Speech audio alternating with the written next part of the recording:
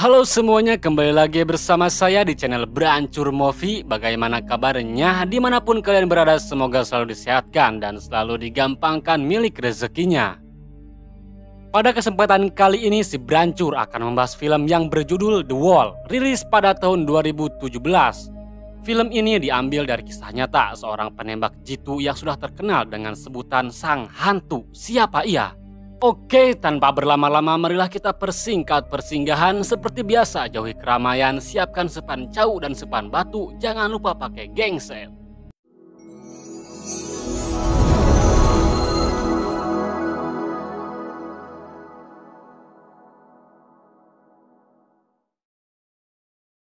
Berlatar pada tahun 2007, di mana hari peperangan telah surut, maka dari itu diberlakukan misi investigasi alias misi penyelidikan. Ada Matthews, sang penembak jitu, ada S, sang pengintai. Mereka berdua ditugaskan untuk misi penyelidikan ini. Matthews dan S berada di sini sudah 20 jam, namun sama sekali tidak ada pergerakan. Hanya melihat rekan-rekannya yang sudah tewas, dan sialnya semua yang tewas tertembak di bagian kepala. Maka dari itu Matthews mengira jika Jubahlah pelakunya. Nah guys, si Jubah ini penembak jitu yang sangat terkenal dengan sebutan Sang Hantu. Oke, lanjut. Just came in and bushwhacked him. Or is it pro? Merasa sudah bosan karena rebahan terus, Matthews memberanikan diri untuk keluar dari persembunyiannya dan akan pergi ke tempat di mana rekan-rekannya tewas. Tentu S melarangnya karena ini sangat berbahaya sekali, takutnya ada penembak jitu juga yang sedang mengintai. Namun Matthews kekeh ingin memastikan keadaan ini agar segera pulang ke rumah karena di rumah ada sepan sampo apui yang sedang menunggunya. Untuk menghilangkan rasa kasihan, Matthews berjalan sambil bergoyang. Entah apa yang ada di pikirannya, bisa-bisanya ia sesantui itu. I may love to you. Just watch my six. Setibanya di lokasi, Matthews begitu terkejut tatkala melihat rekan-rekannya tewas dengan luka tembak di kepala. Dan disinilah ia merasa ketakutan dengan si penembak jitu dari musuh. Dan hal yang ia takutkan pun terjadi. Just check that the oh! Terpaksa S harus keluar juga dari persembunyiannya untuk menolong Matthews. Ia berlari dengan zigzag agar tidak terkena tembakan. Namun tetap saja si penembak jitu musuh ini sangat ahli sekali. Apakah ia si Jubah? Entahlah, yang pasti di sini S tak sempat menolong Matthews karena ia juga terkena tembakan. Terpaksa ia harus meloncat ke tembok dan meninggalkan Matthews.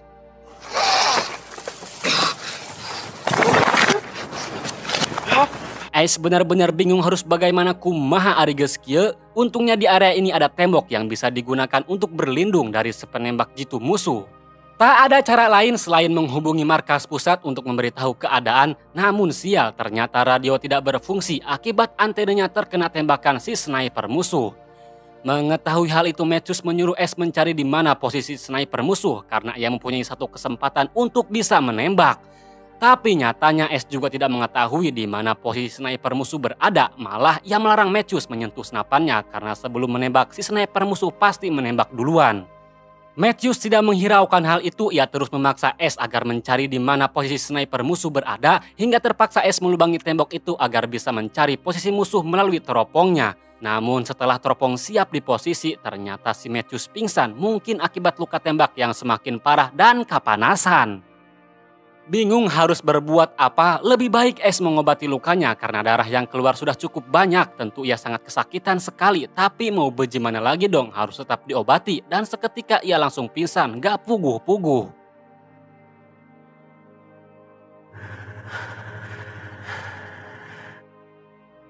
Setelah berjam-jam pingsan, S terbangun oleh suara radio yang memanggilnya. Dan ini sangat menguntungkan sekali bagi S karena bisa memberitahukan keadaannya. Sekaligus meminta untuk segera mengirimkan bala bantuan. Tak hanya itu saja, ia juga memberitahu jika di sini ada penembak jitu dengan senjata kaliber tinggi yang sangat berbahaya sekali. No, we got a shooter, high caliber weapon. Mendengar hal itu, si atasan yang ada di radio atau si orang yang ada di radio meminta kode balasan S dan menyuruh S berdiri lalu menembakkan pistolnya agar ia mengetahui posisinya. Seketika S heran dan merasa ada yang aneh dengan permintaan si atasan. Tentu permintaannya sangat tidak masuk akal sekali. Lebih menganehkan lagi, si atasan salah menyebutkan pangkat S dan S juga mendengar suara gesekan seng di dalam radio itu. Maka S pun yakin jika orang itu bukan atasannya, melainkan seorang musuh yang telah membajak radionya. Dan terbongkarlah ternyata orang yang di radio itu adalah sniper musuh yang telah menembak S dan Matthews. Mengetahui hal itu, S seketika kesal merasa telah dipermainkan oleh musuh, maka dari itu ia tidak memperdulikan orang itu yang terus-terusan mengajak mengobrol, namun orang itu mengancam jika tidak mau mengobrol maka akan menembak kepala Matthews. Terpaksa S harus menuruti kemauan orang itu demi keselamatan Matthews.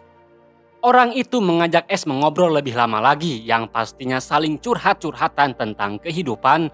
Ia mengatakan bahwa dirinya hanyalah warga sipil biasa. Sambil mengobrol, S tak menyia-nyiakan waktu untuk mencari di mana posisi sniper musuh berada, bahkan ia menghitung jaraknya, seberapa jauhnya. 4 plus 4, 800. Pada akhirnya S menyimpulkan jarak keberadaan musuh yaitu sekitar 1.500 meteran, namun ia masih belum tahu di mana keberadaan si sniper musuh. Sekarang giliran S yang bercerita. Ia mengarang cerita bahwa dirinya hanya seorang tentara biasa dan suka bermain bola di tengah ereng-ereng teriknya sinar matahari. Selanjutnya si sniper musuh memberitahu kenapa alasan ia tak langsung membunuh Matthews dan S pada waktu di awal tadi. Ternyata ia ingin melihat Matthews dan S mati secara perlahan dengan cara menembak lutut dan antena radionya. Dengan begitu S langsung terkejut mendengarnya dan takut jika si sniper itu adalah si Juba yang sudah terkenal dengan julukan sang hantu dan sniper yang paling ditakuti disegani di negara Irak. Namun tak lama dari obrolan ini S bisa mengetahui posisi sniper musuh di mana berada karena ia selalu mendengar suara gesekan seng yang terbawa angin. Maka yakin jika sniper musuh berada di tempat tumpukan limbah itu dan S bisa menyimpulkan bahwa si sniper musuh adalah Juba sang hantu yang sudah beberapa hari berkamuflase sebagai tumpukan limbah. Setahu S, Juba telah membunuh 75 tentara Amrik tanpa ada yang tahu dari mana melakukan tembakan dan tembakannya satu peluru satu nyawa sangat menakutkan sekali memang si Juba ini. Hingga S sendiri sudah pasrah menyadari jika ia akan bernasib sama seperti rekannya yang tewas, maka dari itu ia menyuruh si Juba untuk menembaknya saja agar cepat selesai. Just fucking shoot me, man. Get over it. You happy now? Huh? Karena si Juba tak kunjung menembak, akhirnya S kembali mencari di mana posisi musuh dengan cara membuat bebegik sawah atau manusia bohongan, memancing agar si Juba menembak. Dengan begitu S bisa mengetahui posisinya di mana. Namun cara itu gagal karena helmnya jatuh. Tentu si Juba yang melihatnya tertawa atas kelakuan S yang berupaya mengecohnya. S pun kembali merenung, bahkan ia sempat menangis dengan nasibnya yang sangat menyedihkan hingga ia tertidur sejenak untuk menghilangkan rasa kesedihan ini. Tak lama S terbangun oleh tiupan angin yang sangat kencang, sekencang harapanmu kepadaku. S memanfaatkan situasi ini untuk mengambil radio yang tak jauh darinya. Tentu ini sangat berisiko tinggi bagi keselamatan, namun ia sangat nekat sekali, tak peduli nyawa taruhannya. Sing penting ia bisa mendapatkan radio itu. S berhasil mengambil radio dan membawa tas milik rekannya, tapi saat ia kembali, beberapa tembakan dihidangkan untuknya. Namun tembakan itu tidak mengenainya, hanya mengenai tembok tempat berlindung S. Lalu S membuka isi tas rekannya itu. Ia menemukan sebotol air dan langsung meminumnya karena ia sangat kehausan sekali. Tak hanya itu, ia juga memakan makanan sisa rekannya. Ya, meskipun hanya sisa, tapi mengenakan sekali bagi perut S yang kosong. Si Juba kembali menghubungi S dan berkata, apakah itu kebodohanmu? Aku bisa dengan mudah menembakmu. Kenapa kamu pertaruhkan nyawamu hanya karena radiomu? Namun S tak mempedulikan ocehan si Juba. Ia terus menghubungi markas pusat lewat radio yang ia ambil tadi. Namun sayang, ternyata radio itu rusak, tidak berfungsi sama sekali. Tak hanya itu saja, kini teropong milik S juga rusak akibat kena tembakan si Juba tadi. Yah, sangat mensedihkan sekali. Ini film begitu banyak cobaan-cobaan yang menimpa kepada saudara S. Tak lama S mendengar suara rekannya di radio, yaitu Matthews. Ya benar, kini Sersan Matthews telah sadar dari tidur panjangnya. Matthews memberikan sinyal kepada S melalui kaca kecil yang berada di tangannya. Begitu juga S yang menyadari bahwa rekannya masih hidup. Lantas ia pun memberitahu di mana keberadaan si Juba alias si sniper musuh. Mengetahui posisi musuh di mana, Matthews secara perlahan mengambil senapannya agar tidak ketahuan. Sementara S terus mengobrol dengan si Juba. Ini hanya untuk pengalihan saja agar Matthews berhasil mengambil senapannya. Dan Juba benar-benar tidak menyadari jika Matthews sedang berusaha mengambil senapannya karena teralihkan oleh pembicaraan S. Namun tak hanya itu saja, Juba memang benar-benar sulit melihat akibat angin kencang yang membuat debu terbawa terbang. You fucking mouth. You're fading, I think. Tapi di sini S melakukan kesalahan karena pembicaraannya terdengar oleh Juba. Tentu Juba bertanya-tanya, kau sedang berbicara dengan siapa? He's in my crosshairs right now. Karena sudah ketahuan S menembak ke arah langit agar Juba semakin tidak menyadari. Dan saat itu juga Sersan Matthews melesatkan beberapa tembakan ke tempat limbah dengan secara acak dan berharap mengenai sasaran. Namun faktanya, tembakan si Juba lah yang mengenai tepat sasaran. Kali ini Juba benar-benar marah, ia tak segan-segan untuk membunuh Sersan Matthews.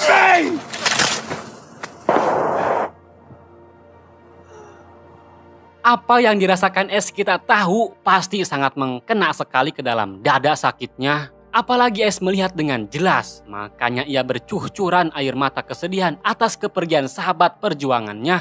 Mungkin ini baginya sakit yang amat dalam, luka yang amat dalam, sedalam cintamu kepadaku. Yeay! Tak ada harapan lagi selain menghubungi markas pusat. S mencoba memperbaiki radio itu dengan cara menukarkan antenanya. Dan alhasil seketika radio itu langsung terhubung ke markas pusat. Tentu S bahagia karena mengira akan pulang dan selamat dari insiden ini. Namun ternyata kebahagiaan itu musnah seketika karena si Juba mengambil alih radionya itu alias membajaknya. Lebih parahnya lagi, si Juba mengabarkan jika misi ini aman-aman saja dan ia meminta untuk segera mengirimkan penjemputan. Sementara S hanya bisa ngahulung kenceng saja dengan apa yang sudah terjadi dan ia sadar jika Juba melakukan hal ini bukan yang pertama kalinya. Maka dari itu S hanya bisa pasrah saja dengan keadaan ini hingga ia tertidur. Singkatnya, S terbangun oleh suara helikopter penjemputan yang akan segera tiba. Namun sebelum heli penjemputan tiba, S mempunyai rencana. Apa itu? Rencananya, S akan mengambil senapan milik Matthews. Maka dari itu ia mencoba mengikat kayu dengan tali lalu melemparkannya ke senapan milik Matthews. Alhasil si kayu langsung nyangkut ke senapan dan saat itu juga S menarik senapan tersebut. Sekarang S sudah siap dalam posisi menembak si Juba, namun sebelum menembak, ia merobohkan tembok, bertujuan supaya si Juba pandangannya terhalang oleh debu reruntuhan tembok. Nah, tak lama S melihat kilatan cahaya tembakan si Juba, maka saat itu juga ia langsung melesatkan tembakannya ke posisi kilatan cahaya tersebut. S mengira jika tembakannya mengenai tepat sasaran, mengira jika Juba telah tewas dan saat itu juga tim penjemputan telah tiba. Seketika S langsung diamankan oleh tim penjemputan. Ia memberitahu jika di sini ada sniper musuh. Namun tim penjemputan tidak mendengarnya karena suara helikopter yang begitu keras. Jadi tim penjemputan langsung saja membawa S pulang karena mereka mengira aman-aman saja yang padahal sebentar lagi akan terjadi sesuatu yang tidak mereka sadari. Dan sialnya lagi, heli itu melintas di atas tumpukan limbah di mana di situ ada Juba yang sedang berkamuflase dan apa itu? Ya, Juba membantai helikopter ini dengan skill menembaknya yang tidak bisa diragukan lagi hingga membuat helikopter hilang kendali dan terjun bebas. Esok harinya markas pusat kembali menghubungi dan seperti biasa Juba membajak radio itu. Ia pun memberikan kabar bahwa di sini aman-aman saja. Dan film pun berakhir sampai di sini saja, ending yang sangat membagokan sekali. Ya guys, film ini sangat menjengkelkan sekali. Beberapa cobaan telah menimpa S secara bertubi-tubi, namun ia terus berjuang, terus bersabar. Meskipun bangkit, jatuh lagi, bangkit, jatuh lagi, bangkit, jatuh lagi, dan hasilnya naas ia tewas juga.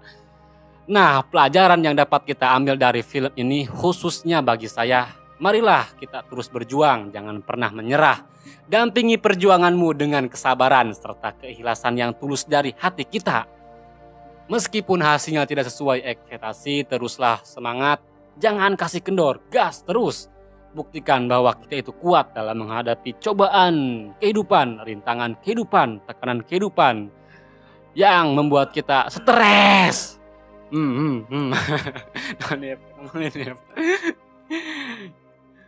Oke, mungkin hanya itu saja. Mohon maaf bila ada kesalahan-kesalahan dari saya. Saya Berancur, si pengangguran keras. Pamit undur diri. Sampai jumpa lagi di video selanjutnya. Assalamualaikum.